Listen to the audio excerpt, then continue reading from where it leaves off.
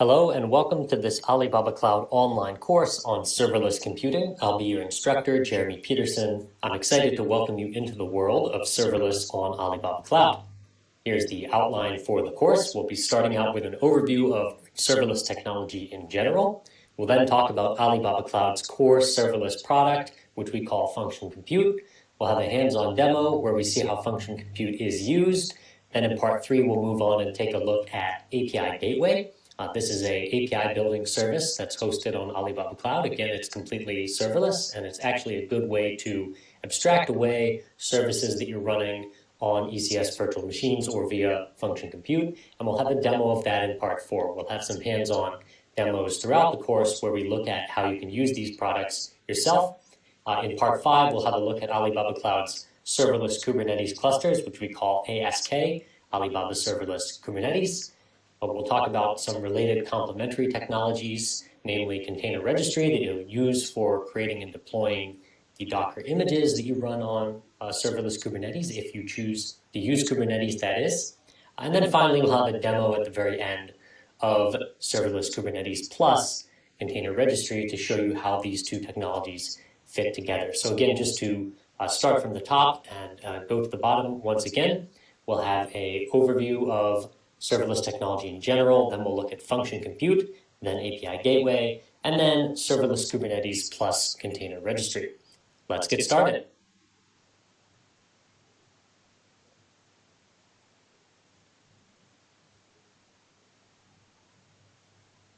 Let's start with a general overview of serverless technology, and here I'm choosing to call serverless the future of cloud. I do that with good reason. Serverless is really a technology whose time has come. So as early as 2009, organizations like Berkeley had seen the advantages that general cloud computing offered, and Berkeley in fact published a white paper called Above the Clouds, a Berkeley view on cloud computing, that correctly predicted the rise of cloud computing itself. At the time, that really meant virtual machines, so Linux or Windows in a virtual machine, orchestrated using all of the wonderful automated tools that the cloud offers.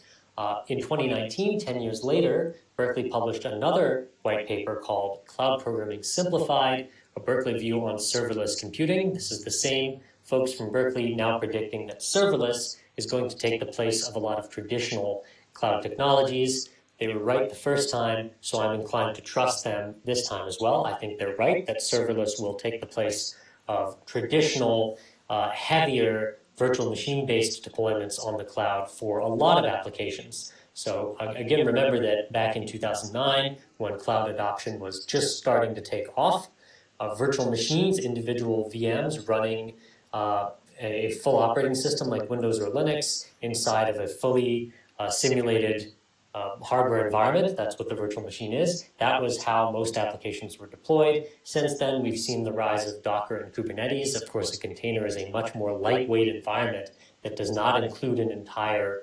operating system environment. It doesn't include all of the things that an operating system would normally include, and it doesn't, in fact, try to simulate an entire physical server. So Docker containers are much lighter. What we're now seeing is that on many clouds, including Alibaba Cloud and AWS, services like Lambda and Alibaba's Function Compute are starting to take the place that virtual machines and Docker containers on a Kubernetes cluster might have filled in an application deployment. So whereas an application might have been deployed directly onto a Linux virtual machine or into a Docker container, now what people are doing is allowing the cloud provider to manage the operating system level infrastructure for them, and they're only worrying about the runtime environment for their application, Python 3 or Node.js or Go or whatever, and they're breaking their applications into functions. So when you use Alibaba Cloud Function Compute or AWS Lambda, what you're doing is you're taking your application code and breaking it into small chunks or functions that can be triggered by an event. That is sort of the core of serverless, and that's a model that fits in very well with the way that a lot of web applications work. They do tend to be event-driven, and so they naturally fit this serverless model, which is why I agree with this Berkeley team. I think that serverless is the next big trend. So what do companies care about the most during a cloud migration? Well, this has changed over time too. So Cloud Migration 1.0 was about migration, data migration, and restructuring. So the idea was to reduce operations and maintenance costs by moving to hosted services. So the big savings was in not needing to purchase hardware up front and manage it yourself. And you also got additional flexibility. You could buy resources on demand and reduce costs. That was a very resource-oriented delivery. Projects were focused on the hardware resources that you were essentially renting from the cloud provider. Now we're in the phase of Cloud Migration 2.0, where companies are looking to innovate and add commercial value. It's no longer just about cost reduction. That's part of what's driving the shift towards serverless, in particular tools like Alibaba's function compute. The core value is now focused on creating business value, and it's moving away from maintaining software and hardware. So we're now moving away from just reducing software and hardware maintenance costs into how can we create brand new applications, brand new value using cloud-specific technologies. So in the past, this was IT department-driven, resource-oriented delivery. That's Cloud Migration 1.0. Now we're in the era of business-oriented delivery. That's Cloud Migration 2.0. So you can see that one of the core issues that people who move to the cloud have struggled with, that entities that move to the cloud have to face, is resource wastage. So of course, if you look all the way on the left there, that might represent a traditional deployment in a self-hosted data center, right? So the blue in the background of the graph on the left represents the actual amount of deployed physical hardware, available resources that you have, and then the orange line indicates actual demand from your users. So of course, you'll have periods where either you're under-provisioned, where you're wasting resources, you're not using all your hardware, or you'll have periods where you are over-provisioned. Your under-provision would be where you can't meet demand. Your demand is higher than the amount of resources available, or you are over-provisioned. You have more resources than you need, and you're not utilizing your hardware fully. That's sort of the pre-cloud vision of IT. You buy fixed amounts of hardware and you try to avoid under-provisioning, which affects performance, while also not provisioning too much, which is a waste of resources and therefore money. During the move to the cloud, some of that was mediated by the ability to scale. For instance, Alibaba Cloud Auto Scaling lets you add or remove virtual machines from a resource pool based on metrics like CPU usage or memory usage. That's the graph in the middle. So that type of scaling is fairly complex. You have to re-architect your applications around this scaling paradigm. You have to figure out how to manage shared storage. The scaling will always lag a little bit behind the demand because it's based on collected metrics like CPU usage or memory, which you have to monitor through time. And of course, you can only scale after CPU usage or memory usage starts to spike. So you can't exactly match the demand curve, but it is a lot better than what you would have had in your own what you would have had in your own data center, where you have a fixed amount of hardware and there's really nothing you can do to scale in real time. At least once we moved into the Cloud 1.0 era, you were able to auto-scale by adding or removing VMs, virtual machines, from a resource pool. So you got a graph that looked like the one more in the center of the slide here, where resources are better able to meet demand, better able to match demand. And now we're trying to move into the fully serverless era, which will bring additional cost savings, because now you can do something really, really cool. You can purchase in advance, say, a fixed amount of subscription resources on the cloud, and then on top of that, you can use something like function compute to seamlessly shrink or grow with additional demand. This is what's really, really cool here. You get a good price-performance balance. Some requests can be served by dedicated hardware that you lease on demand by the month or year, so you get excellent pricing on that. But on top of that, you can use services like function compute, which scale directly in response to user requests. Remember, function compute functions are triggered by an event. The event could be a request from a web API. So when a user triggers a request, a function compute function will run, and you're charged only for the time that it was running. So you can now achieve almost perfect matching to user demand, because when a user visits your website or web application, the functions required to display that web application and to provide the user with interactivity are run only when the user visits and exactly at that time. And when they're not running, you're not charged for them. So you get almost a perfect supply-demand match here. That's Cloud 2.0. That's the graph all the way on the right. That's the resource model that function compute and serverless technologies allow you to achieve. That's really the ultimate goal here, is better demand and resource matching.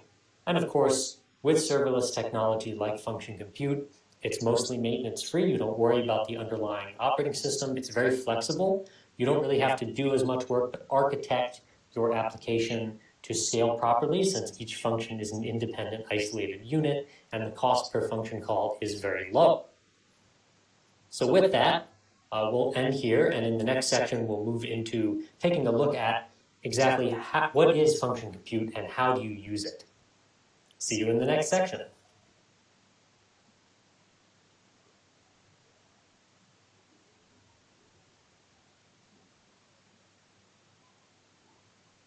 So let's now take a look at what Alibaba Cloud Function Compute is and what it does. So Alibaba Cloud Function Compute is essentially fully managed serverless.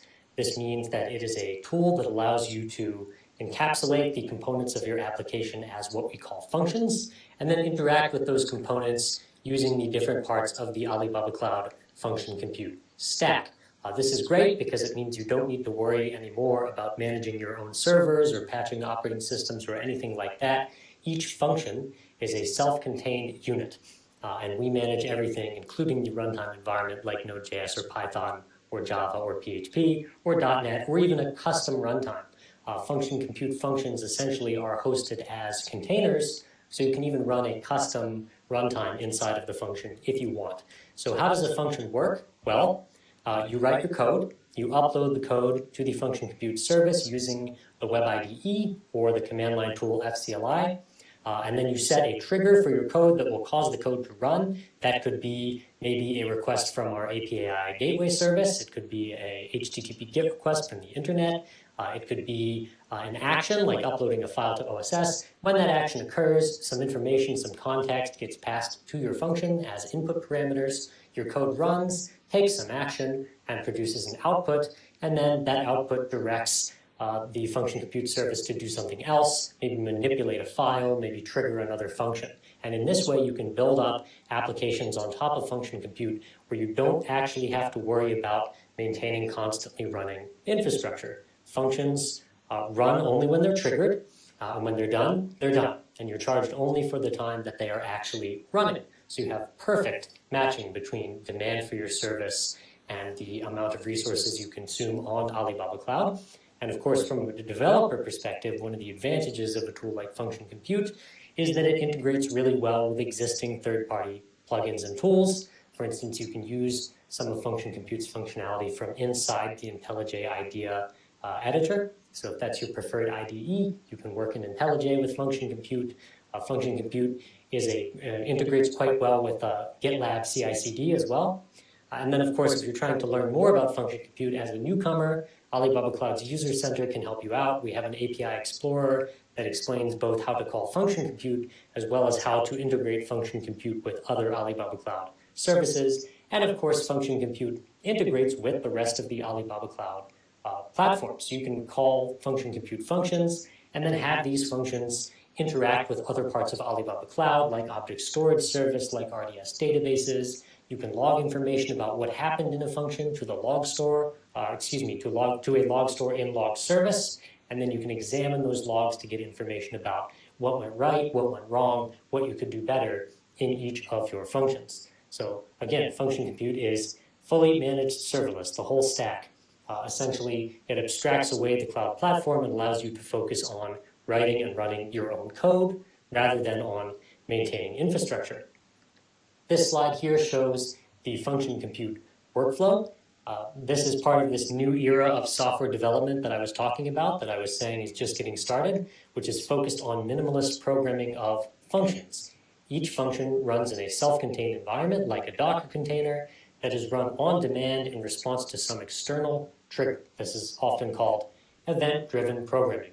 So if you take a look at the the image in the center of the slide here. You have your developer, they edit their code, they upload it to function compute, and then they can manipulate the uploaded code, say, through the function compute API by configuring triggers that will cause the code to run.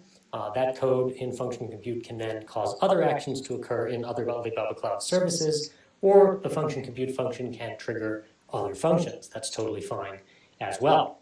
And of course, this is all pay as you go. Again, you pay only for the time and resources the function used while it was running. So you take just your code for your functions, you upload it, you then set triggers for each function saying when they should run, and then you're done. So this is actually a relatively low maintenance, actually in fact low code way to write an application. This is a very minimalist programming model. You get great flexibility this way. You can scale your platform up and down pretty much automatically in milliseconds, and you get 100% utilization. Each function is triggered only when it's needed, so you're never paying to use resources that are sitting idle, like might be the case with a Kubernetes cluster or with a traditional virtual machine. And here's a use case, just to give you a better idea of some scenarios where a tool like function compute might be helpful. We actually have a service. This is something used internally at Alibaba Cloud and other parts of Alibaba Group called Yuqie. This is basically a wiki. So again, it's something used throughout Alibaba Group. It's widely used internally for internal knowledge sharing and documentation. I myself maintain several of these Yuqie pages. It's built on Node.js, and it allows users to create documents in HTML or in Markdown format. And you can embed things like audio and video or formulas or even drawings into your documents. The document rendering functionality is actually what's run on Alibaba Cloud Function Compute. So the documents need to be converted between different formats. Again, you can write documents in HTML or Markdown, and then when you choose to display the documents, you'll typically be displaying them as rendered HTML. There's also an export function that exports to PDF. So we have created a set of function compute functions that do these one-off document conversion tasks. Document conversion is a perfect scenario in which to use event-driven computing because the conversion requests happen once and they have a defined input and a defined output. The input is the document you want to convert and the output is the converted final document. So maybe you input HTML and you get out a PDF. So you can see in the lower left here, we have a very general, generic architecture diagram that explains what's going on. The Yuqie front end will trigger this conversion. A function compute function will pull some information about the document from an RDS database, pull an original copy of the original document from an OSS bucket, convert it, and then store the final exported copy back into OSS. And then, of course, the front end can provide a link to the user that lets them download the document. And the key advantage of doing all this is we get great performance and flexibility. We pay very little. We invest very little resources in doing this conversion. It only happens when the user requests that a document be converted.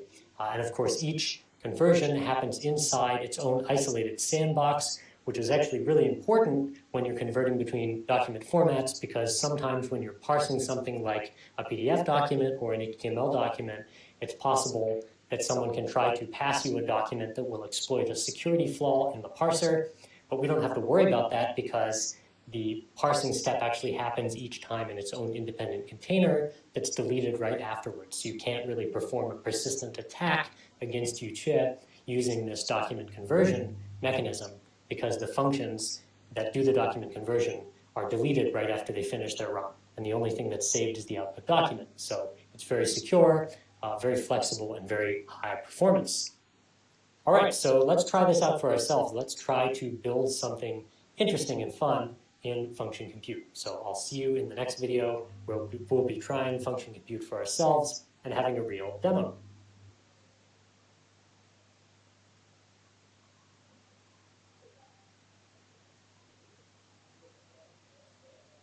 All right, so let's go ahead and have a demo of function compute. I'll be showing you how you can make your own meme images using our function compute service. So let's get started. Okay, so now for the fun part. Let's go ahead and create and deploy a function compute function. So I've already installed the fun, F-U-N, and FCLI commands. These are the commands you will use to manipulate and administer functions on the Alibaba Cloud Function Compute service. I've already set all that up. If you're curious about that, we cover that in the Function Compute documentation on alibabacloud.com. So we need to do two things. First, I need to go get the code for my function here from AliCloud Academy. We have our own GitHub page here, AliCloud-Academy. We have a variety of different examples for big data and AI, GPU programming, setting up a baseline environment across multiple Alibaba Cloud accounts. That's more of an enterprise feature. And then function compute. So what I want to do is pull this function compute code, and we're going to create a meme maker. This is something that you can use to make internet memes. So the first thing I need to do, of course, is download a copy of this code. So I've copied the URL for the GitHub repository here. I'll open up a terminal window, type in git clone, and pull down that code. Now that that's done, we can start playing with the code. And of course, if I click on Meme Maker here, there are full instructions for how to use this. The code for the function compute function itself is here in FC function, and then some utilities to help me figure out how to use the function are located in this utilities directory. You can read through this in detail yourself later if you're interested. This is essentially an explanation of what the code does and how to use it. Essentially, what the code does is it creates a function compute function with an HTTP trigger. And when you call that function, by making an HTTP GET request, you specify an image URL, some top text, and some bottom text, and then it draws you a meme. So it will go to this image URL, fetch the image, and then draw your top text and bottom text on top, and then return you a nice, pretty-looking meme like this, or like this. So it's kind of a fun tool. So again, to use it, you need to already have a couple of things installed. You'll need the Alibaba Cloud Fun command, and you'll need Docker. So function compute functions essentially are built as Docker containers.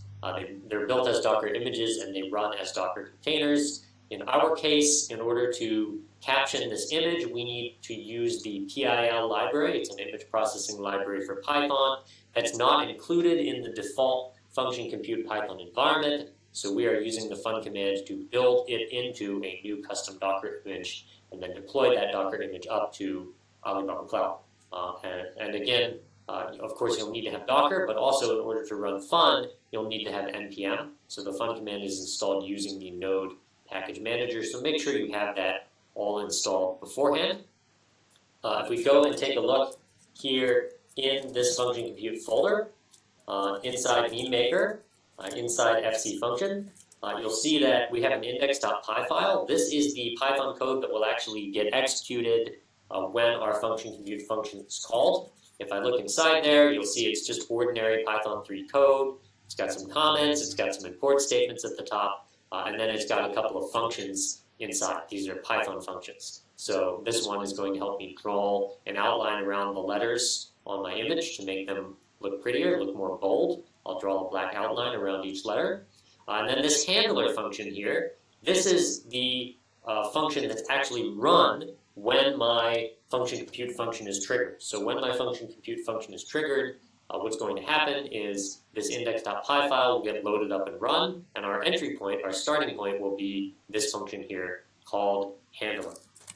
If I take a look in these two these two files, I can see what's going to happen when I build and try to deploy my function compute code here in index.py. So if I look in fun.yaml, this file here, this is an explanation of how to build the environment that this function is going to live inside of. You can see it's going to use the function compute Python 3 runtime, but then I also specify these tasks. The tasks here are going to pull in the Pillow image processing library. This is actually a wrapper for Python's PIL library. It's going to install that using pip, and then it's going to package it locally as part of the Docker container that makes up my function. So these are like build instructions for what to include alongside my function. If I look in template.yaml, template.yaml is actually an ROS template. ROS stands for Resource Orchestration Service. This is how we do infrastructure as code on the Alibaba Cloud platform. And you can see that what this does is it sets up a couple of resources. It sets up a service. All function compute functions need to be homed in an Alibaba Cloud function compute service. Each service can include multiple functions. And then inside of our service, we create a function. The function is called meme-fun.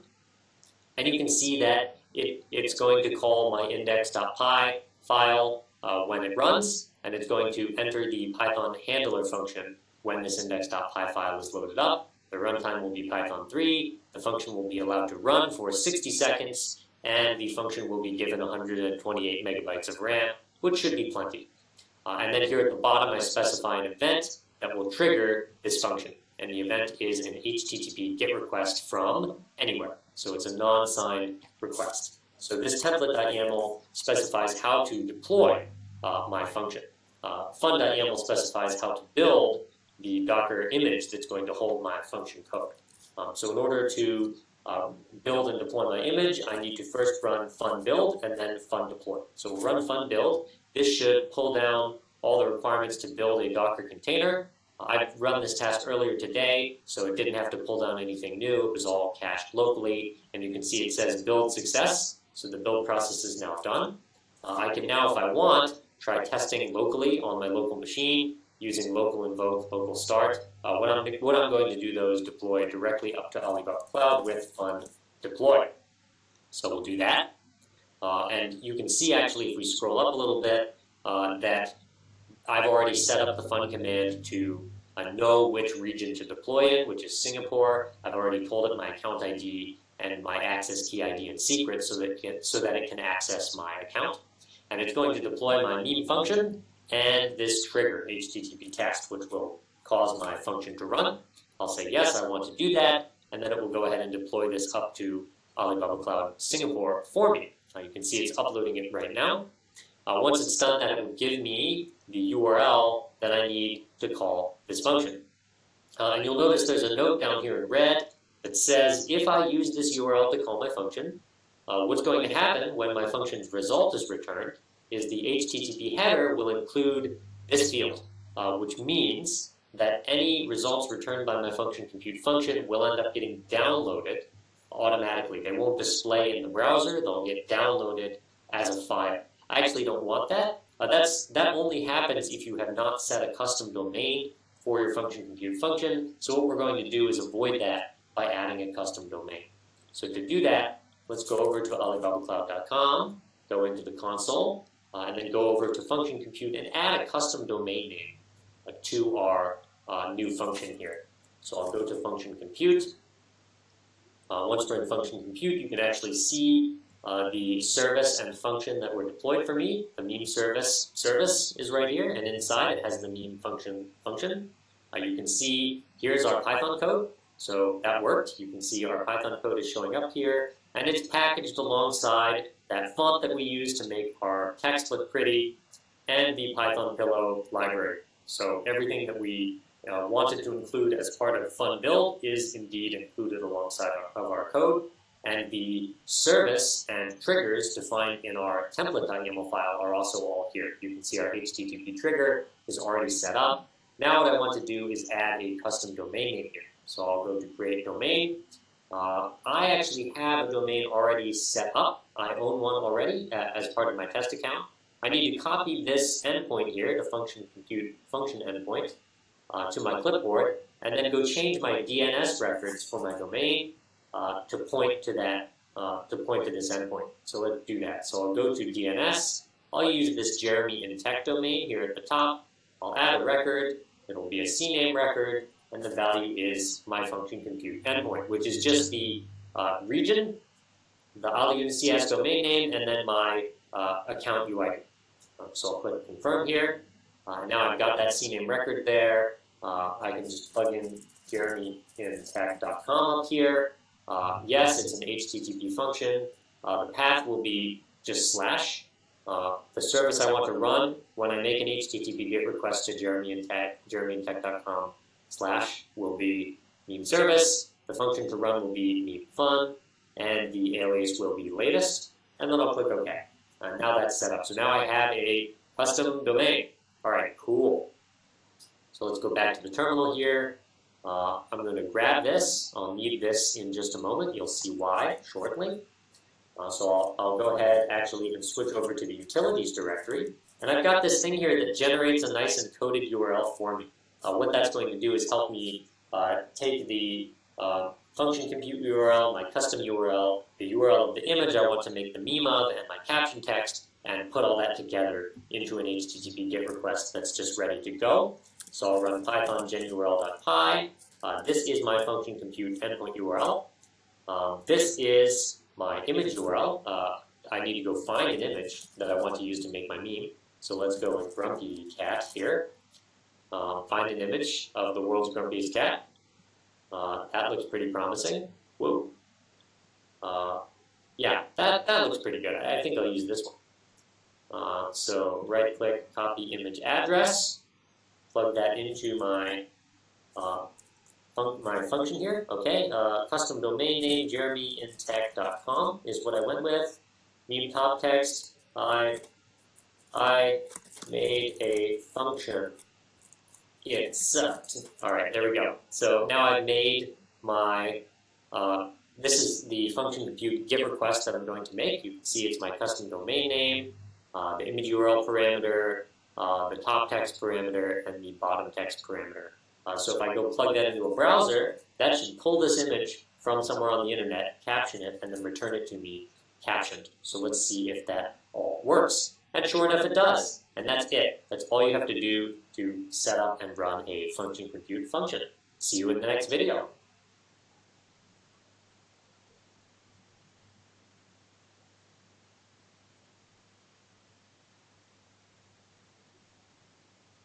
So we next turn our attention to API Gateway. So what is API Gateway?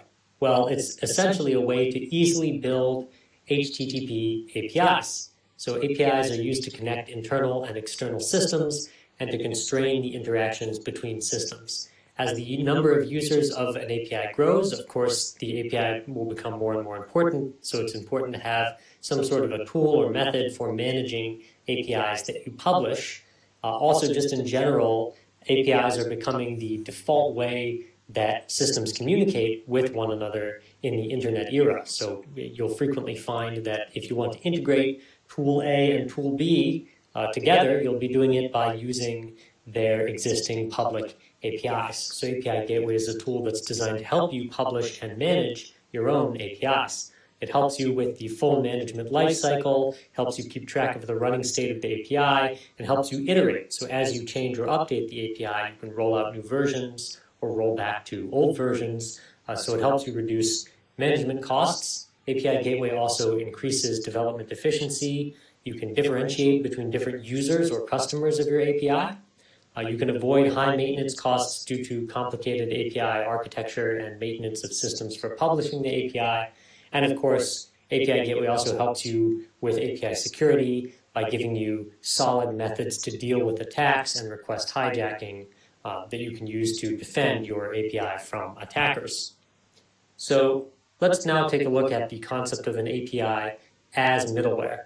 So you can use unified API management tools to quickly connect and integrate multiple systems together. This is what makes the API such a popular thing in the modern internet era, is that you can use API systems to act as middleware or connectivity between different distributed applications. So you can manage APIs through API Gateway in a centralized manner, so you can have multiple APIs published through the gateway. You can use API Gateway as an interface between your external users and Alibaba Cloud services that you are using. You can centrally manage permissions for your API, publish tokens and keys, all of that. You can monitor and control access to APIs from multiple users and systems. And of course, API Gateway naturally and natively integrates with other Alibaba Cloud products, allowing you to build this middle end, if you will, that connects your Alibaba Cloud deployments to external systems. So this is the general architecture of the API Gateway. So you'll have multiple systems that want to interact with your services. So you might have mobile applications on iOS or Android. You might need to connect to data that you've published via an API through our DataView dashboard building tool. How will you manage all of that? Well, you'll do it by publishing APIs through API Gateway. And you can manage the APIs that you've published either directly through the web console or via, of course, the Alibaba Cloud API. So API Gateway, like any other Alibaba Cloud product, can be managed through our command line tool, our web console, or our own Alibaba Cloud API. And then, of course, you can then connect the APIs that you've published to a variety of internal and external systems. Probably one of the most popular choices if you're building a serverless architecture is to put an API gateway deployment in front of a set of function compute functions so that API gateway serves as this intermediary or middleware layer in front of your function compute functions. So API gateway offers very strong security.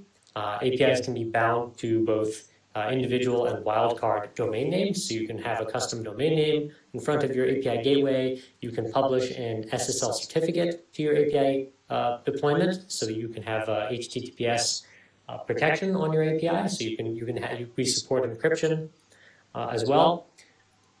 If you take a look at this slide here, you'll also see that you can use security products like Web Application Firewall and Anti-DDoS Pro in front of an API gateway deployment, providing additional protection. If you're doing this, then you have a really excellent level of protection between you and traffic coming in from the internet, because you have the API gateway abstracting away deployments on your ECS virtual machines or in function compute. And then in front of API gateway itself, you also have protection against things like SQL injection or cross-site scripting via WAF, and then protection against DDoS attacks via the anti-DDoS service. So you have a 2 or 3 layers of defense of abstraction between yourself and the internet, so you're well protected.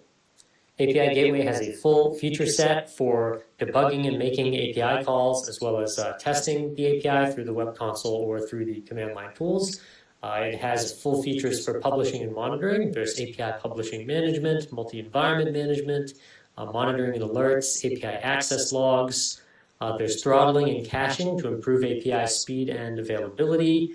There's API management features for say, producing or generating APIs through third-party tools like Terraform. So if you want to publish APIs into the API Gateway by writing Terraform code, you can do that. Of course, API Gateway integrates with our other security products, but it also provides its own security mechanisms. It supports cross-origin configuration, CORS. It supports OAuth. And it has anti-replay attack protection built in as well. And IP address-based access control. So there's a lot of security features built right into the API Gateway itself. In terms of integration with other tools, various backend services like our DataFin, DataWorks, DataV, these are all our big data tools. They'll integrate with API Gateway natively. There's mock API testing built into the API Gateway. You can use API Gateway in front of our platform for AI, which is our machine learning service called PAI, down here in the lower right-hand side of the slide. And of course, the API Gateway can access services that are running privately inside an Alibaba Cloud VPC. And of course, in terms of protocol capabilities, we have HTTP, HTTPS, HTTP2, and WebSocket support. And of course, API Gateway has the ability to do things like parameter mapping and parameter cleaning as well. In terms of protocol conversion and parameter passing, clients can communicate with the API Gateway using multiple protocols, including HTTP and WebSocket protocols. API Gateway communicates with backend services over HTTP or HTTPS, which simplifies backend development. So of course, from the API Gateway, you can call other HTTP-based services. So your backend service could be running Apache or Nginx, or you could have an HTTP-triggered function compute function all sitting behind API Gateway. As you can see in the architecture diagram here on the lower left, your end users or your end devices communicate over HTTP, WebSocket, or HTTP2 with the API Gateway, and then it makes requests back to you, whatever backend service you've deployed using HTTP or HTTPS. And as you can see on the right, on the bottom side of the slide here, there's parameter parsing and cleaning built into the API Gateway, so URL parameters do get processed, and decisions about what to do with an incoming request can be made based on those URL parameters. So API Gateway will only forward requests to the backend service that meet whatever particular rules you've set up based on the required or disallowed parameters, data types. You can use regular expression matching to decide which parameter values will be accepted. There's parameter mapping as well. When API Gateway forwards client requests to the backend service, the parameters in the requests can be defined in any order. API Gateway will make sure that they get mapped into the correct order before the backend service is called. And you can add constant parameters or system parameters on the API Gateway side after the request has been made. So if an end user makes a request that leaves out a system parameter that they can't know about, or some other constant parameter, the API Gateway can add that in before it calls the backend service. API Gateway also supports multiple network environments. You can access API Gateway from a VPC. So API Gateway can allow access to assets within a VPC or within function compute. This prevents APIs from being exposed to the internet. So whatever your backend service is not exposed to the internet. But further, you can actually restrict public internet access to the API Gateway itself and do all of your calling against the API Gateway internally from function compute or from an ECS instance inside of a VPC. And there's unified API management for hybrid cloud environments. API Gateway works with CEN, Cloud Enterprise Network, to centrally manage APIs across VPCs and on-premise data centers in multiple regions. So it's totally possible to use API Gateway along with Cloud Enterprise Network to build a unified API management tool for multi-region or even multi-cloud environments. API Gateway also supports multiple different authentication methods. Obviously, signature verification is the most widely used, where you have an application key and an application secret that are appended to the URL parameters when you make a request against the API Gateway. The client generates the signature in this case, and the API Gateway will verify the signature by checking the URL parameters. This is, a reasonable security model. There's also a slightly less secure but easier to use method called quick authentication or app codes. With the app code, you place the app code itself in plain text in the request header or the query parameter when you make your API call, and the API Gateway will just make sure that that parameter is present, and if it is, it will accept the request against the API Gateway. And then finally, there's JWT-based authentication, sometimes called OpenID Connect. This is implemented by configuring the JWT plugin. You can import a JWT public key to implement token verification and field mapping with API Gateway. This authentication method provides the highest security. This is what you would want to use for modern web applications in JavaScript and HTML5. API Gateway also supports multiple environments. Some API configuration for the development, the same API configuration is available for the development and production environment. So one common scenario would be you want the same set of API configurations shared by development and production. Development and production use the same API configuration but have different backend services. So maybe you have test, staging, and production environments. The method here would be you would bind domain names of different environments to API Gateway or configure XCA stage in the request headers at the front end and use backend environment variables, so variables that only API Gateway is aware of, to implement sharing of one set of API configurations. You can also have multiple backend services in the same production environment. So you can have multiple backend services sitting behind the same API Gateway, and you can select which backend service to forward requests to by using, say, a URL parameter. So one scenario would be you have different backend services required to provide or ensure SLA for certain VIP users. Another scenario might be you have a blue-green deployment model where you're trying to control the risks associated with a version iteration, so with updates to your software. In this case, your blue and green clusters could sit behind the same API Gateway, but actually be accessible based on, say, switching a URL parameter. This is based on the parameter routing feature built into the API Gateway. So again, just to summarize, because this is a little bit complicated, you can use the same API configuration for multiple environments like test, staging, and production, or you can use the same API Gateway to have multiple different production environments that are available for different users. And in both of those cases, you can use either request parameters or URL parameters to have API Gateway route the incoming request to the appropriate backend service.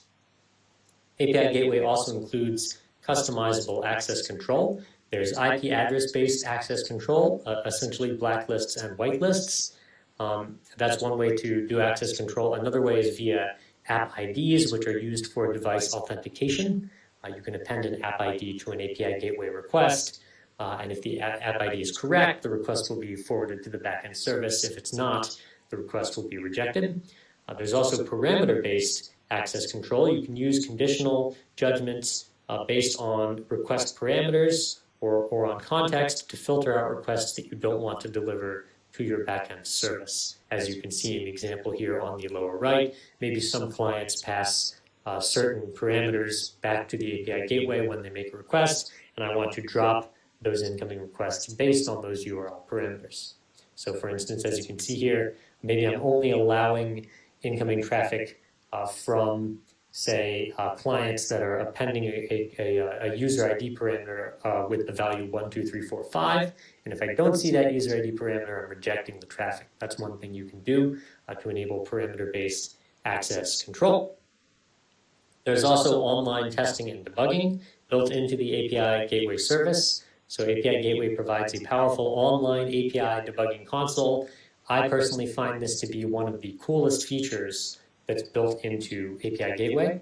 So I can actually go into the console, and so can you. So you go into the API Gateway console after you've configured your API, and then you can set request parameters and URL parameters yourself. And then there's a send request button, which you can see in the lower left-hand corner of the screenshot at the middle of the slide here. And when you hit that, a URL request will be generated and sent to API Gateway, and the request and the response will show up in a terminal window on the right-hand side of the web console. So you can see whether or not requests are succeeding, what different outputs you get back for different URL parameters, and so on, which allows you to test the functionality of any APIs that you've published through the API Gateway.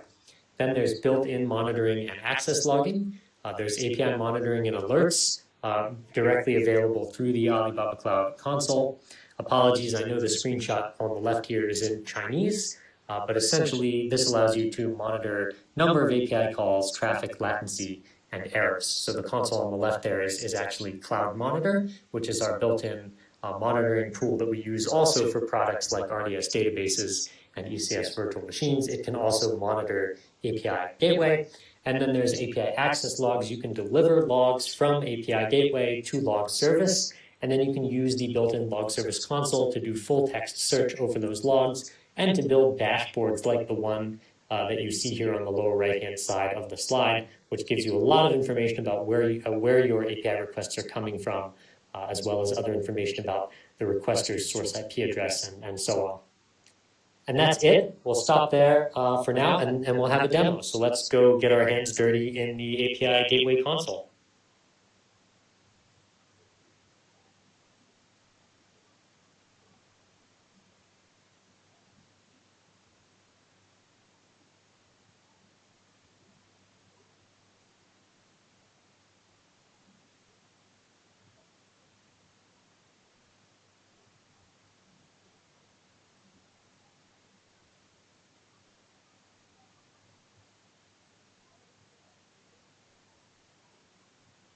All right, let's quickly demo API Gateway. And what we're going to do is deploy API Gateway in front of our function compute function that we wrote in the previous section. So this will give us an opportunity to see how API Gateway and function compute work together. Let's get started.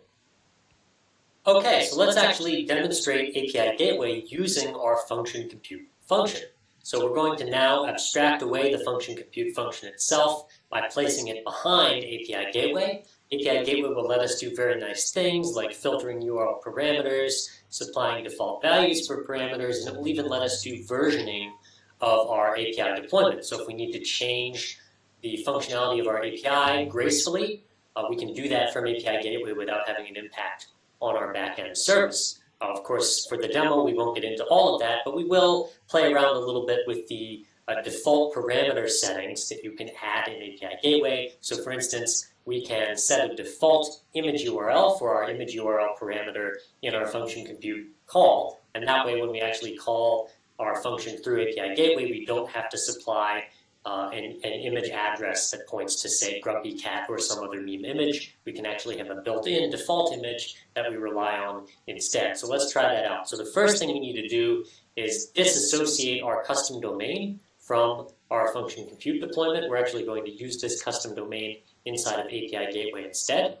So I'll delete that from here. I'll then also need to go into DNS. So let's go to Alibaba Cloud DNS, and I'll delete the CNAME record that I created for that domain that points to the function compute endpoint. We'll delete that CNAME record, and we'll place a new CNAME record in there in just a little bit that points to API Gateway instead. So the next thing we need to do is hop over to API Gateway. So let's do that. I'll open that up right here.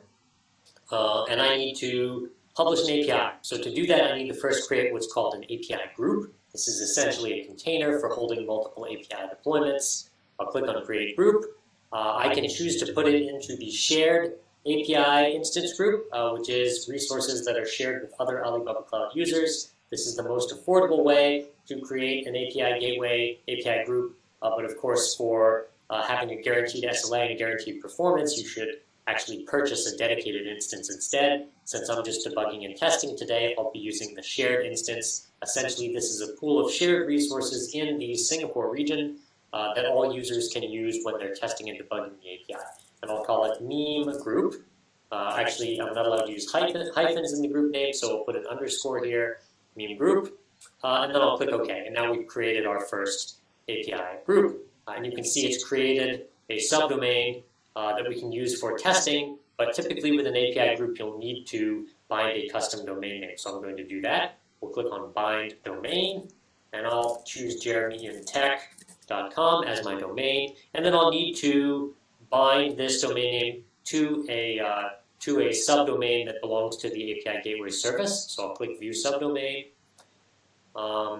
Okay, looks like this is the subdomain. So what I'm going to do is copy that and plug that into my DNS settings here as a CNAME. Plug that in, click Confirm, go back to API Gateway and click OK. And we've now bound the domain name to our API group. Now we can go ahead and create APIs in here. So I'll click on meme group. You can see all the details for the meme group. We can set up logging and tracking and all kinds of request parameter settings in here. I won't do any of that. Instead, we'll just go directly to APIs, and I'll create a new API. So let's go ahead and get started on that. I'll click Create API. I'll call it Meme API.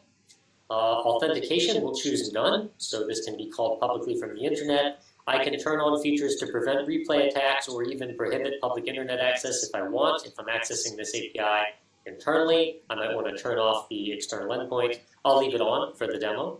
And then I'll click Next.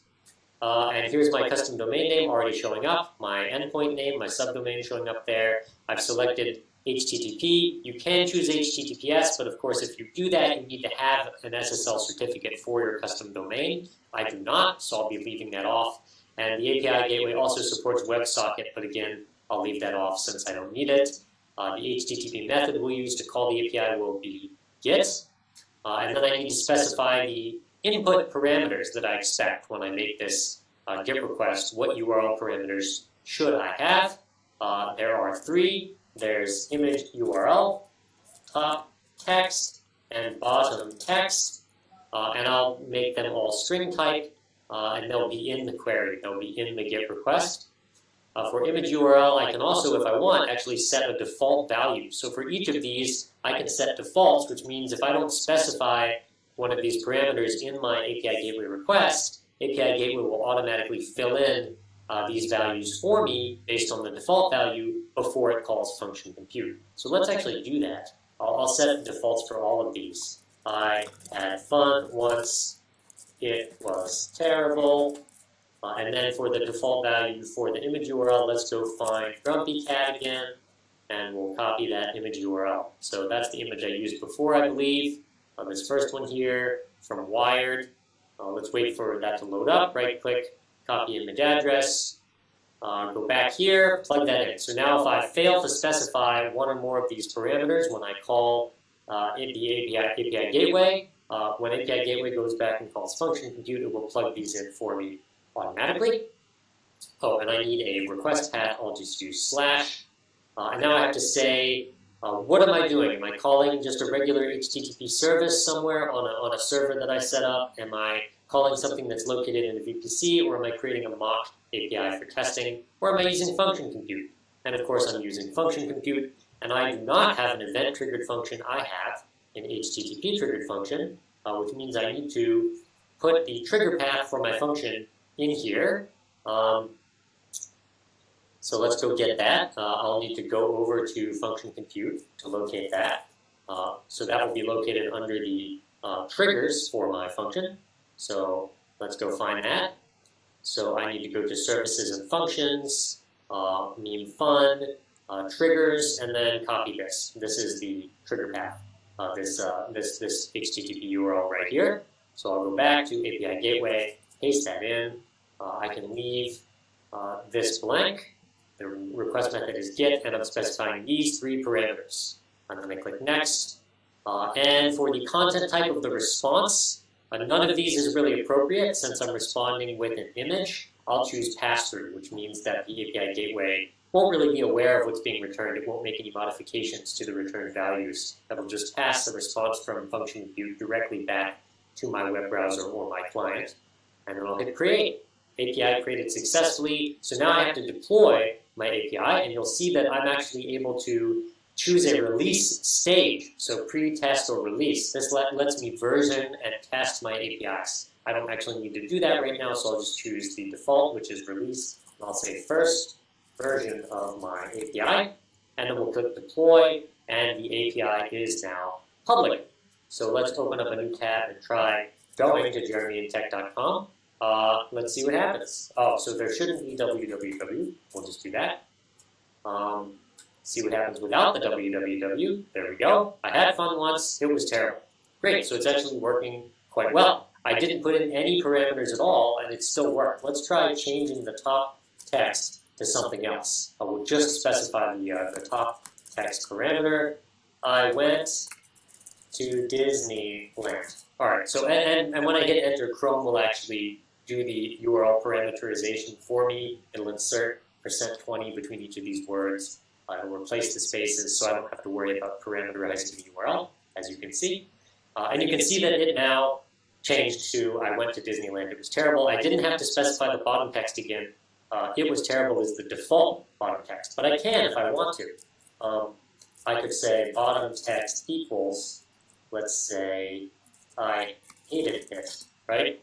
Now I've specified both of those parameters, and I get a different response back. And then finally, if I wanted to use a different image, I could do that as well. So let's try to find another image of Grumpy Cat that we like. Let's have a look at this one, see how it looks. Okay, this is a JPEG, so this should work okay. So let's plug that in. And sure enough, I went to Disneyland, I hated it. So I can specify none, 1, 2, or 3 URL parameters now, rather than being forced to specify potentially all of them. So that's it. That's how API Gateway works. It's just a nice front end that I can place in front of other services, like my own API backend on an ECS virtual machine, or like function compute, which is what we did. That's it. I'll see you in the next video.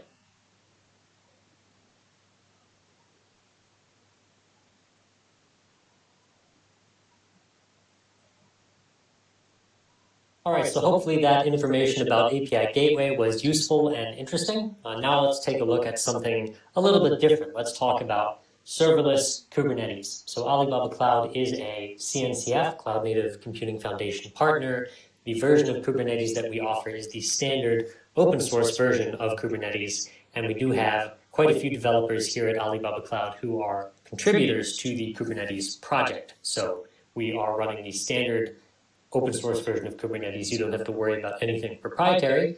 With API Gateway and Function Compute, these are Alibaba Cloud self-developed services, but with our Kubernetes service, we just run the standard open source Kubernetes. So how does this all work? How do you run Kubernetes on Alibaba Cloud? Well, of course, there's multiple ways to do it. You could simply create a cluster entirely yourself. You could buy individual ECS virtual machines or ECS bare metal instances, configure your own Kubernetes master and workers, and then run your workloads on that if you wanted. But we actually offer more managed Kubernetes services for people that are looking to avoid the stress and difficulty of managing the cluster on their own. And we have two different types. One we call managed Kubernetes. This is a cluster where the worker nodes are ECS instances that you control directly by yourself. And we have serverless Kubernetes, which is relevant to this course. Serverless Kubernetes runs on top of ECI, which is our Elastic Container Instance. ECI is a tool that abstracts away ECS virtual machines so that you can focus entirely on your Kubernetes deployment rather than on allocating worker nodes. So with serverless Kubernetes, when you create, say, a deployment file for your Kubernetes cluster, and that deployment maybe specifies that you need to have 2 or 3 different pods running, serverless Kubernetes will go to the ECI service and will allocate however many resources are necessary to run your pods. So you're charged entirely on the basis of how many pods are actually running in your Kubernetes cluster. You don't have to worry about having worker nodes that are sitting idle because you don't even have to worry about managing worker nodes. So serverless Kubernetes is very cool because now you can treat a Kubernetes cluster as a serverless entity, just like, say, function compute. We'll talk more about that a little bit later. So I want to, again, drive home this distinction between managed and serverless Kubernetes clusters on Alibaba Cloud. So in the managed Kubernetes cluster camp, there's actually 2 types, dedicated and regular managed clusters. So a dedicated Kubernetes cluster on Alibaba Cloud is a cluster where we help you install all the Kubernetes tools and set everything up, but then the master and worker nodes in the cluster belong to you and run on ECS instances under your account. You can SSH into them, you can make whatever changes you want. They're just ECS instances with Kubernetes pre-deployed. That's dedicated. Managed is very similar, except you only have access to the worker nodes. The worker nodes are running on ECS. The master node is managed by Alibaba Cloud. This is a good happy medium between full control of the cluster with dedicated and full hiding of the cluster with serverless. So with managed, the worker nodes are fully under your control. With serverless Kubernetes, all of the pods that you schedule on your Kubernetes cluster are deployed inside of ECI, Elastic Container Instance. So all of the underlying hardware is essentially hidden from you. You pay only for however much CPU and memory is required to run the pods on your Kubernetes cluster. So this is great because it means you pay only exactly as much as you need to pay to run your workload. You don't need to do any node maintenance because you don't have to worry about the worker or the masters, and you get on-demand auto-scaling. If you need to run more pods, that's no problem. ECI will figure out how to provision the resources to run those pods for you. So ECI is, of course, the basis for the serverless K8s service. It's not part of this course, but I do recommend you take a look at the ECI documentation. I will give you a good idea of how serverless Kubernetes is actually functioning on Alibaba Cloud. So ECI essentially runs micro VMs on top of what are more or less Alibaba Cloud ECS instances, and the micro VMs each can be running multiple Docker containers. So each micro VM is Alibaba Cloud Linux with Docker installed on top, and then it's able to run containers that way. And of course, ECI abstracts away where these VMs are running, so you don't have to worry about allocating ECS instances on your own. So this is a great way to run containers or pods without having to provision or configure virtual machines on your own. This allows you to essentially run containers directly without provisioning ECS instances. And of course, ECI integrates seamlessly with serverless Kubernetes. So fully serverless Kubernetes, as we call it, is ASK. We call it the Alibaba Serverless Kubernetes Service, ASK. In a serverless Kubernetes cluster, the master and the workers are both managed by us. Of course, you can still use kubectl to communicate with the cluster. You can still deploy jobs using the kubectl apply command. All of that works as normal, but the Kubernetes serverless cluster is fully managed by us. You only worry about services and deployments and pods that you've deployed on top of that cluster. And if you want, you can actually combine managed and serverless deployments together. So this is a neat feature. It doesn't come across that obviously in the PowerPoint slide here, but you can have a Kubernetes cluster that has ordinary worker nodes. This would be a managed Kubernetes cluster, so the worker nodes are on ECS, and then you can install what's called a virtual node into that managed cluster, and the virtual node, when you schedule pods onto the virtual node, those will actually run on top of ECI, the Elastic Container Instance, so they'll actually be running in a serverless way.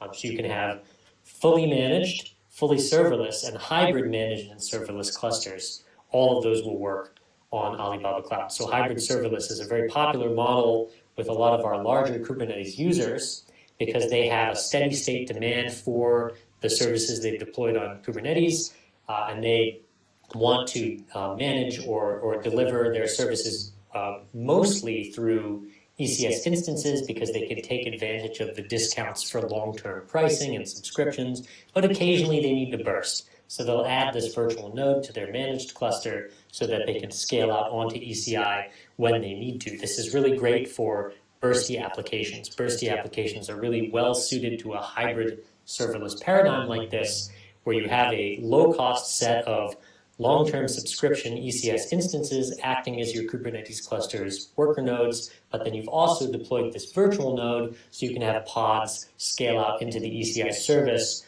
when your worker nodes run out of capacity due to increased demand for your service.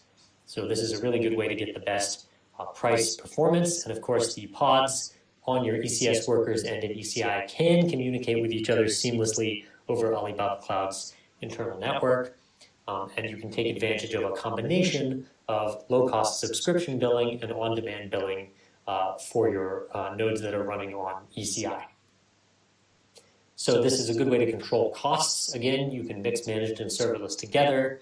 Your long-running jobs will run on the ECS nodes, so you can use subscription billing methods to save costs there. ECS subscriptions can be 60 or 70% cheaper than pay-as-you-go over the long run, so that's a good way to save money. But then you can deploy pods onto your cluster's virtual node to run on ECI when there's bursts or changes in demand.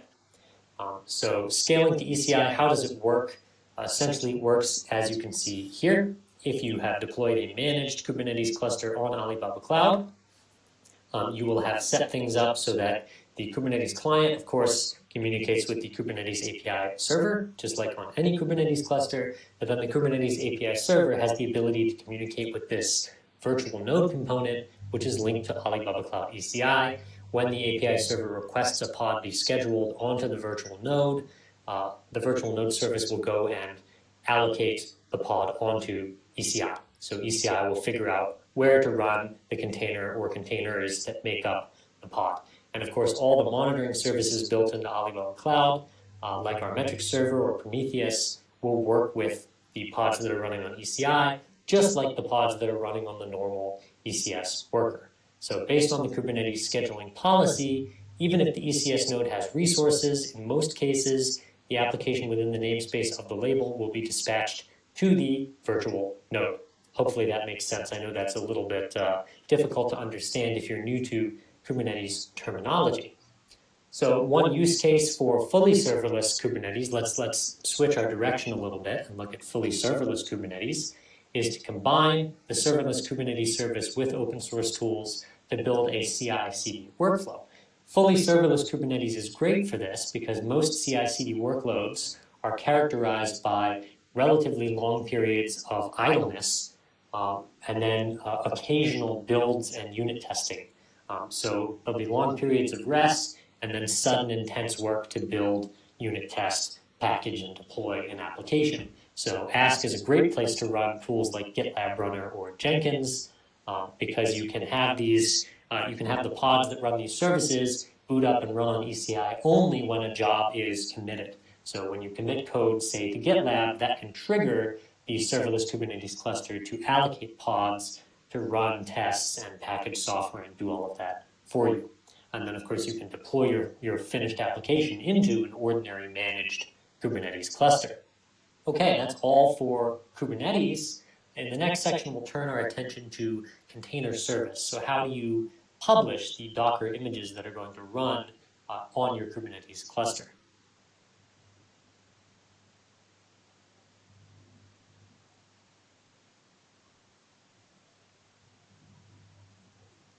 Next, we turn our attention to container registry. So we've talked a lot about serverless Kubernetes, managed Kubernetes, even dedicated Kubernetes, even hybrid managed and serverless Kubernetes. And all that's very cool. But where does your Kubernetes cluster get its container images from? So in the pod definitions that you publish to your Kubernetes cluster, you're going to have to specify a Docker image for the pod to run from, to boot from. So where do you get those? Well, you could get them from the official Docker Hub out on the internet, or you could publish your own private images into Container Registry. So let's take a look at that. So Container Registry is a fully cloud-native tool. It's a dedicated registry instance with built-in plugin mechanisms that allow it to talk to other Alibaba Cloud services like Kubernetes. You can manage container images and Helm chart artifacts from Container Registry, and you can download your container images through the intranet, so through Alibaba Cloud's private internal network rather than over the internet. There's built-in security features, user-defined domains and network ACL settings, server-side encryption for image storage, as well as vulnerability scanning and analysis for images that you publish. You can even sign images cryptographically in such a way that your Kubernetes cluster only runs images signed by you or one of your authorized developers. This will prevent people from spinning up pods that run non-authorized software. There's built-in features for large-scale distribution as well. There's a peer-to-peer image-based image distribution mechanism in the Alibaba Cloud Container Registry that allows you to easily and quickly push container images out to clusters that contain potentially thousands or tens of thousands of nodes, as well as an image snapshot feature, which allows you to quickly roll out incremental updates to a container image. And there's cross-region image replication as well, especially if you're operating in China. It's super helpful to be able to do cross-border image push. So maybe you have developers in Europe or the United States that are pushing a container image up to Alibaba Cloud Container Registry in Singapore or in Silicon Valley or somewhere like that. And then you want those images instantaneously and automatically copied over the border into, say, Shanghai or Hangzhou in China. There's an image replication feature in Container Registry that will allow you to sync images automatically between different regions. So let's take a closer look at Container Registry's built-in security pipeline. So when a user pushes an image to the Container Registry, especially if you're using EE, Enterprise Edition of Alibaba Container Registry, a vulnerability scan will be triggered when that image is pushed. The image will be signed, and then the signed image, which is signed using an encryption key from the KMS encryption service, will be validated and passed to your Kubernetes cluster. So you have full vulnerability scanning and image signing as a normal part of the image publishing pipeline in ACR-EE. ACR-EE is Alibaba Container Registry Enterprise Edition.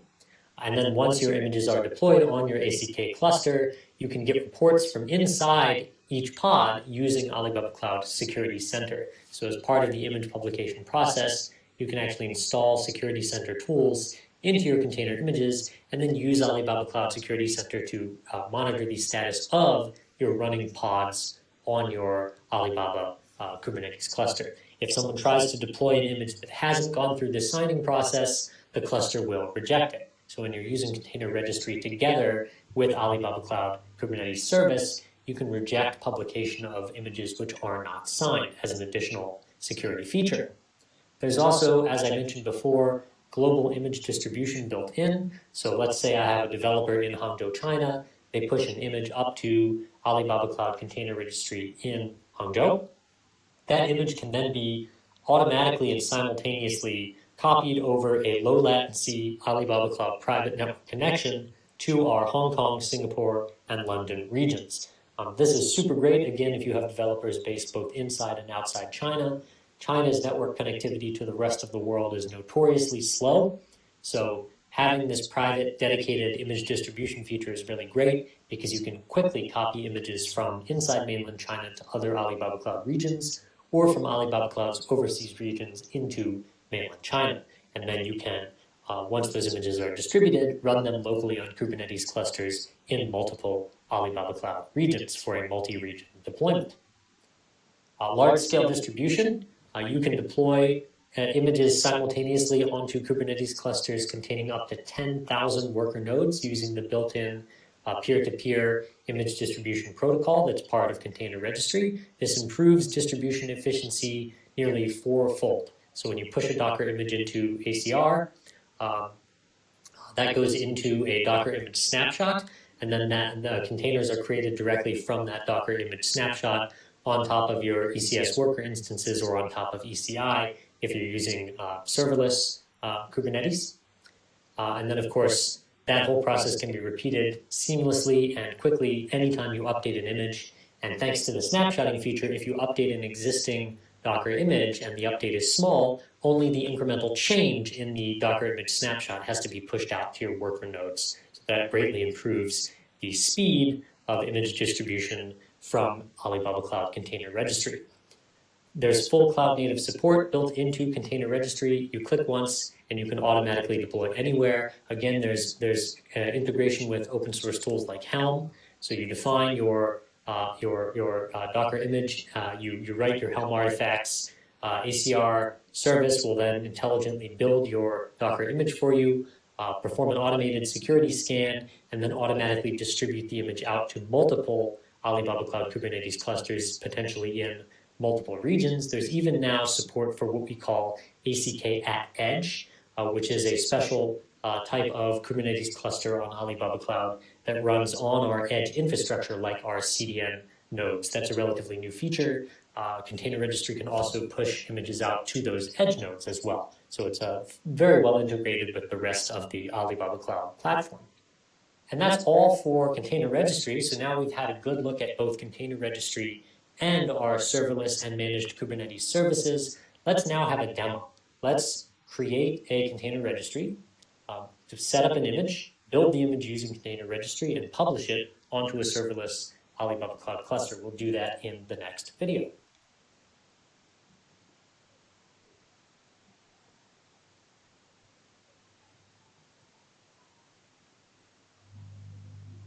So let's now have a demo of Container Registry and serverless Kubernetes. So what we're going to do is set ourselves up a Container Registry, attach it to a GitHub repository, push a Docker file into the GitHub repository, and then have Container Registry automatically build a Docker image from that Docker file, which we can then use to deploy a new application on our serverless Kubernetes cluster. Let's do it. Okay, so let's go ahead and test out Kubernetes and Container Registry. So we'll be using Alibaba Cloud's serverless Kubernetes service, and we'll also be using Alibaba Cloud's Container Registry, and we'll link Container Registry to GitHub. Then we'll push a Docker file into GitHub, tag it. That will trigger an automatic build in Container Registry, and then from that build, we'll create a deployment inside of serverless Kubernetes. So you'll get to see how the entire process works end to end. So we'll start by setting up a Kubernetes cluster. So I need to go over to Container Service for Kubernetes. We'll do that right now. Once I'm in the Container Service console, I need to click on Create Cluster. You'll see there are multiple different types of Kubernetes clusters available here. Managed, dedicated, serverless, managed edge, and then you can register a cluster you've built yourself or that's deployed even somewhere outside of Alibaba Cloud. I'm going to go with serverless here.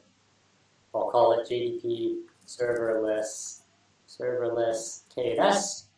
It will be in Singapore, which is the region where I want to deploy Container Registry. I'll try to keep everything in the same region. I'll create a new VPC group. I will attach a NAT gateway to that group so that my pods can reach the internet if they need to. I'll make sure that the API server is available. There'll be a server load balancer in front of that. So if I need to use kubectl to administer the cluster, I can do that.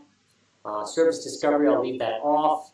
Metrics and ingress controllers can be disabled for this demo. And actually, I'll go ahead and disable log service as well. Normally, it's a good idea to collect as much logging and metric information as you can from your cluster. But since this is just a simple demo, I don't really need that feature.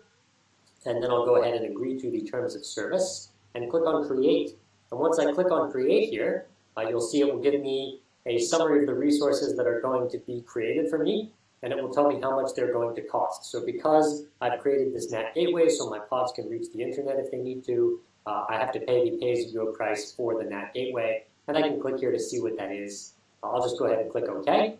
And that will start the creation process. The creation of the cluster is actually done using an ROS stack, so using Resource Orchestration Service. It's going to take about 3 minutes. I'll let that process run in the background, and I'll switch over to the container registry console. So we'll go over to container registry here, and I'll set up a new namespace and a new registry, and then we're going to link that to GitHub. So let me delete this old namespace first. We'll want to be starting with a fresh one. Code source, I'll have to set up a code source as well. We'll do that in just a moment.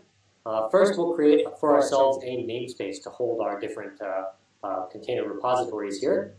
I'll call it CR repo JDP, and I'll click confirm, and that will create a namespace for us. So now we can go ahead and create a repository. And this namespace can be public or private. I can go ahead and make my repositories either public or private by changing the settings here under namespaces. I can also authorize people to log in to my repos. I haven't done that yet. We'll do that a little bit later. Before I create a repository, I actually want to allow images in this repository to get built automatically when changes are pushed to version control. So I'll be using GitHub for version control. So I need to configure a code source. Now to do that, I need to link to my GitHub account. So I'll click here on Bind Account. If I click this link, it will take me over to the account binding page on GitHub. I believe I'm already logged into GitHub, so this should be automatic. Yep, sure enough, here we are. If you're not logged into GitHub, you'll want to log in first. So I'll click Authorize Alium Developer here. That will allow the container registry to be notified when I push new code to my GitHub repositories. So I've got a namespace. I bound my account to a GitHub account. I bound my container registry to a GitHub account. Now I can go ahead and create a repository. And again, I want to build Docker images automatically based on changes to a GitHub repository. This repository here is an image repository for Docker images. I'm actually going to build those images based on code that's going into a separate GitHub repository. So I need to go over to GitHub here. I'll just use my personal GitHub for this. And I want to set up a new repository. So let's do that. Create new. I'll call it CR JDP CR. Let's go with that. It will be private. You can use public or private. I'll make it private. And I'll add a README to this repository by default. And then I'll click Create. And now we've got a new repository set up here called JDP CR with a README that has just one line, the name of the repo. So now I can copy this down onto my local computer here. Let's do that. Git clone. You will, of course, need Git if you're trying to follow along with me here, so make sure you've got Git installed. Here's my new repo, JDP CR. Right now it's got this blank README in it, well, almost blank. It's got one line of text. That's it. And what I'm going to next do is create a Docker file here. But before we do that, let's go ahead and go back to container registry and create ourselves a new container registry repository. So I'll click on Create Repository. It'll be in our CR repo JDP namespace, CR repo JDP images. We'll call it images since it's going to hold our Docker images for us. I'll make it private again, and then I'll say my first Docker image repo. And then I'll click Next. I have to decide where this thing is going to pull code from. I'll use my own namespace here on GitHub. This will, if I refresh here and then click on this arrow button, that should list all my repositories, including JDP CR, which I just created. And then I've got some build settings. So automatically build images when code changes. I do want that turned on. When I push new code into my GitHub repository, I want that code, my new Docker file, to result in an image getting built and stored in container registry. And then this is a cool option. I can check build with servers deployed outside mainland China. So there's a good reason for that. If, like me, you are located in mainland China, you'll find that access to Docker Hub and sources for official images can be pretty slow. So sometimes it's a good idea to build your Docker images on a host outside mainland China. In my case, I don't need to turn that on because my home region is Singapore. I'm already outside mainland China. And build without cache will disable caching of source images. I actually do want to cache source images. So if I have a bunch of Docker images that are all based on Nginx latest, then I absolutely do want to cache that. I don't want to pull it down every time, so I'll leave that unchecked. And then I click Create Repository, and that finishes up the process for me. So I'm now ready to start building and distributing my Docker images. So let's give that a shot. So if I click here, this will give me some information about how to interact with my repository over Docker. So it will tell me how to log in, how to pull images, how to push images, etc., etc. So if I wanted, I don't actually need to link to GitHub here. I don't have to link to GitHub. I could pull and push my images directly using the Docker command. If I wanted to manually build and test my Docker images locally and then push them up to the repo, I could just use the commands listed on this page. If I want to be checking my Docker files into version control and having my repository on GitHub or another code management tool then result in automatic builds, then I would actually not need to run these commands. I would just be pushing my images. I wouldn't need to push images. I would be having the images automatically built from GitHub, which is actually what I'm going to do. I'll demonstrate how to push an image that you've built manually, but for the most part, what I recommend you do is commit all of your Docker files to version control on somewhere like GitHub, and then have container registry automatically build your images based on the code in GitHub, rather than building locally and pushing locally as is demonstrated here. And then if I click on build, I can get a list of builds that have happened. And this is the build rule that's going to be followed. So if I tag something in GitHub with release and then the letter V and then a version number, then that will cause my Docker file to be compiled into a new Docker image on the container registry side. That will happen in container registry, not on my local laptop. And then I'll get a build log here with a build ID and a status that will tell me how long the image took to build and what it contains. And it looks like we're good to go. So what we can do now is try putting a Docker file up here in JDP AliCR. So let's do that. So I'll open up a terminal, and we will create a Docker file. And we'll keep it simple. We'll just write nginx latest. So this is just a one-liner, so that will create a new Docker image that contains nginx.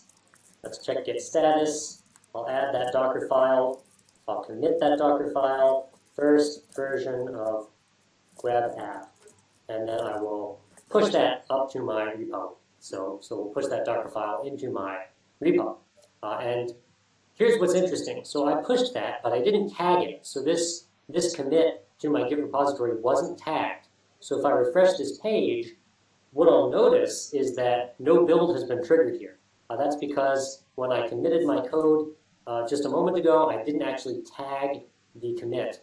I need to do that as well. So if you can see here, my Git repository has no tags. I need to add a tag to that commit that I just did.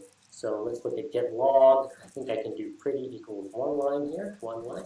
There we go. And this here, this push to main, is the first version of my web app. This is the Docker file that I just updated.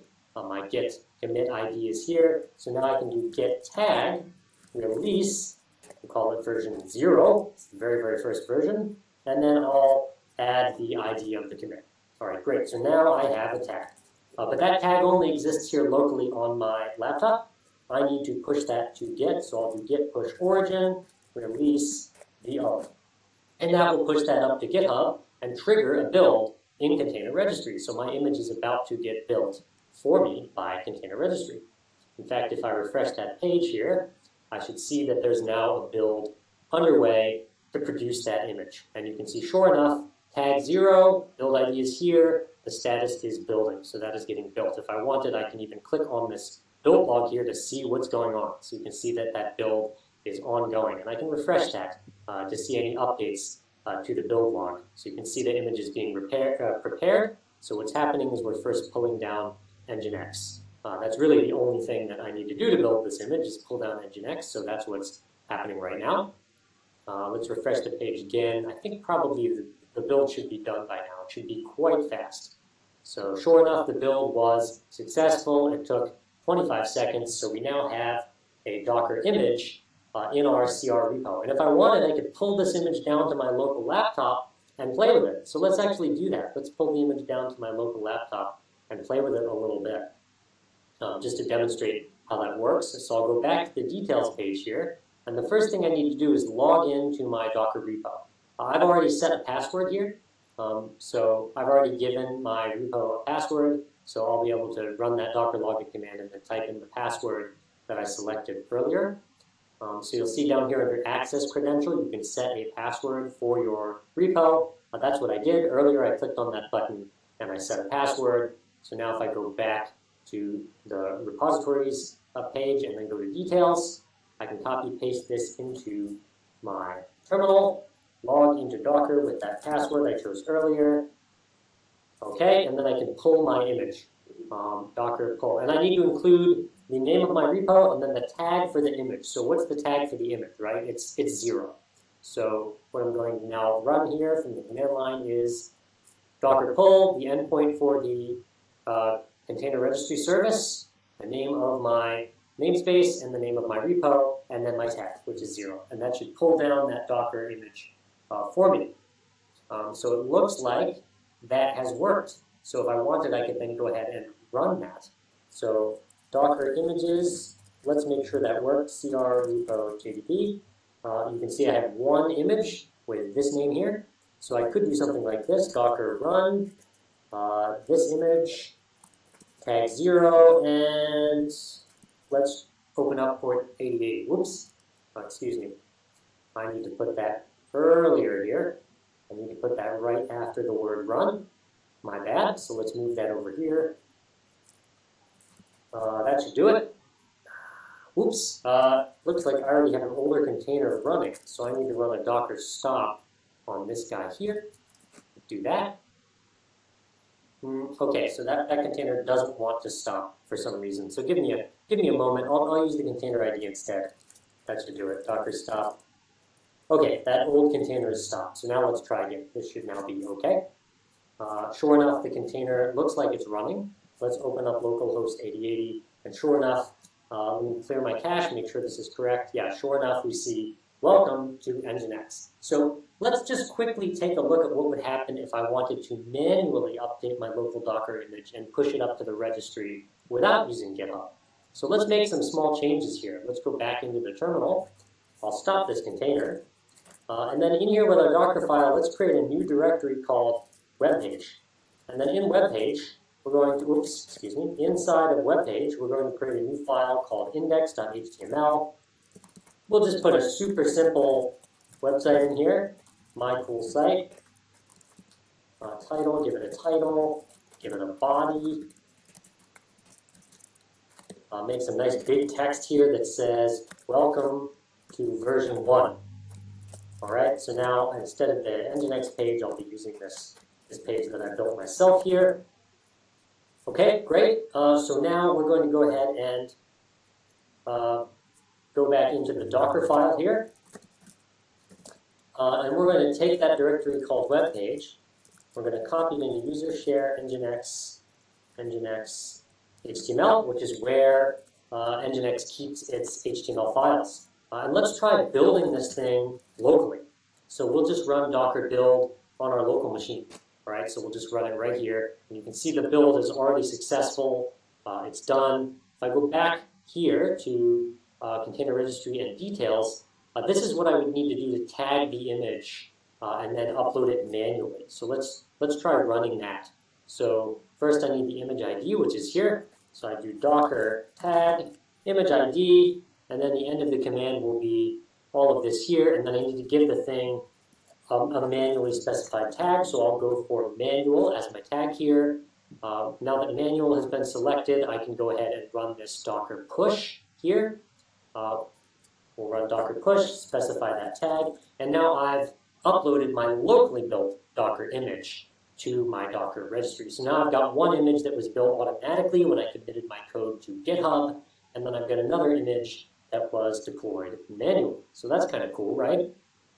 So now we can play around with this a little bit. So let me go look at my builds again. Right now you can only see this one. Once this push here succeeds, you'll see a second one. So you can see that my push here has succeeded. So that's good. So it looks like I got my digest back. The image made it into the repo. Let's go take a look at this thing. So here we go. You can see, hold on a second. Oh, right, this won't be in the build log because it wasn't built by the build service. It was built by hand.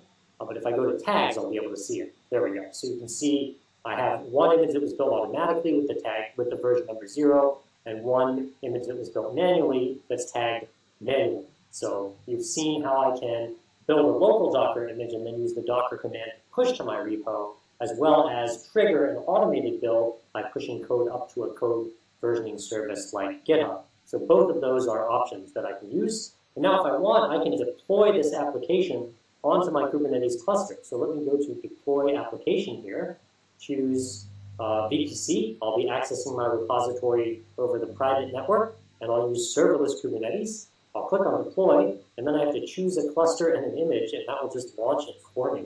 So my cool web app is what I want here. I'll go with namespace default, 2 replicas, which means I'll have 2 pods running my web service here, and I'll deploy them as a deployment. The container I want to use, select an image version, right? I've got manual or 0. Let's go with manual.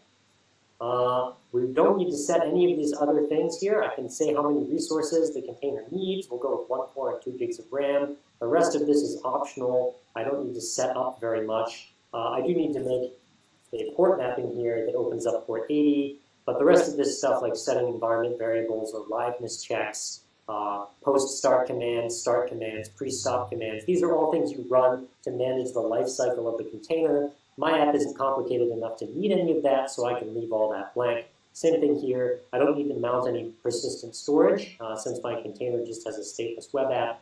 So I'll just leave all that blank and click next. If I want, I can create a service at this stage as well that will allow external access to my new cool web app. I'll call it HTML, and it will map external port 80 to internal port 80 on my containers. Click create.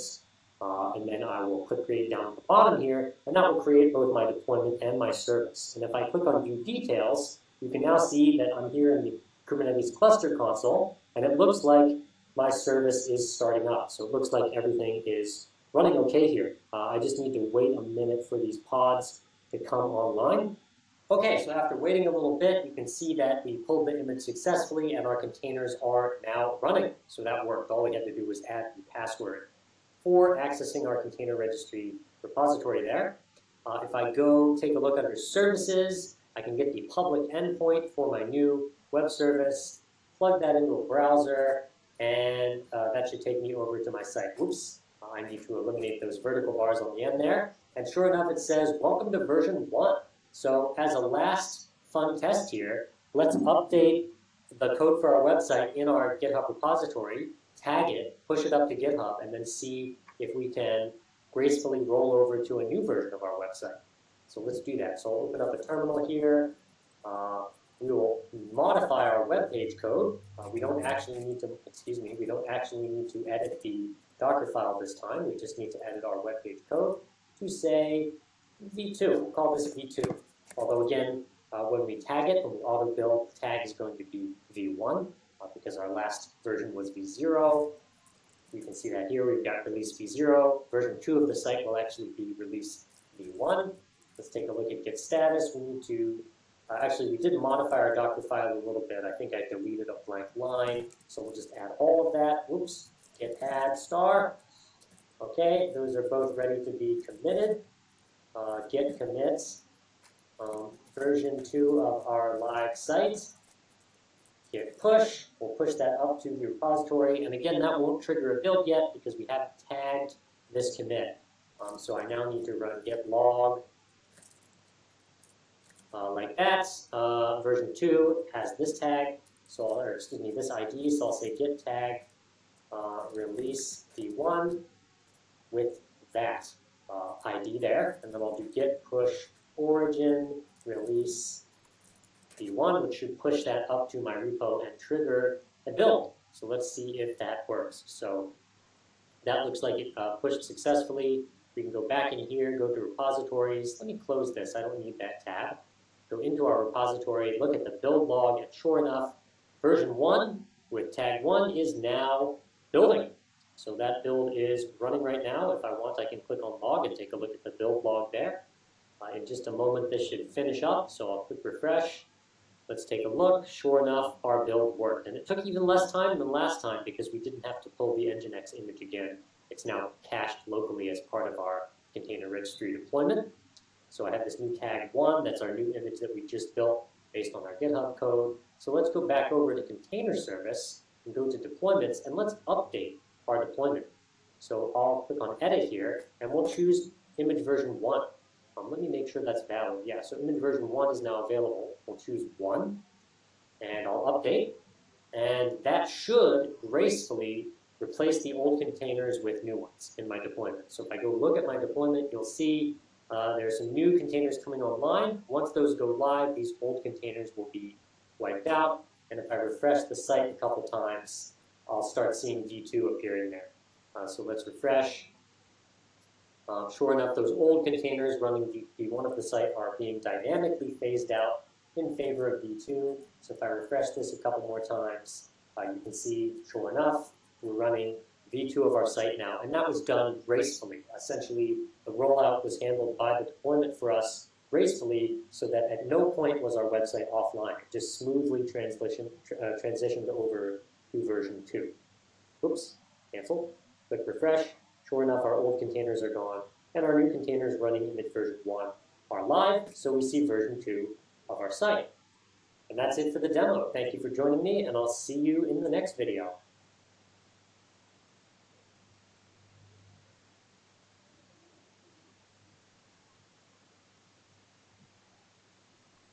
All right, congratulations. You've reached the end of the course. Excellent work. So let's have a quick overview and look at some of the things that we've learned.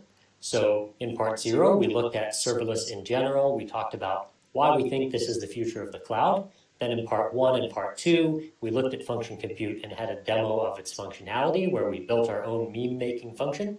In parts 3 and 4, we looked at API Gateway and saw how API Gateway can be a useful layer on top of other services like function compute. We then deployed API Gateway in front of our meme maker function compute function.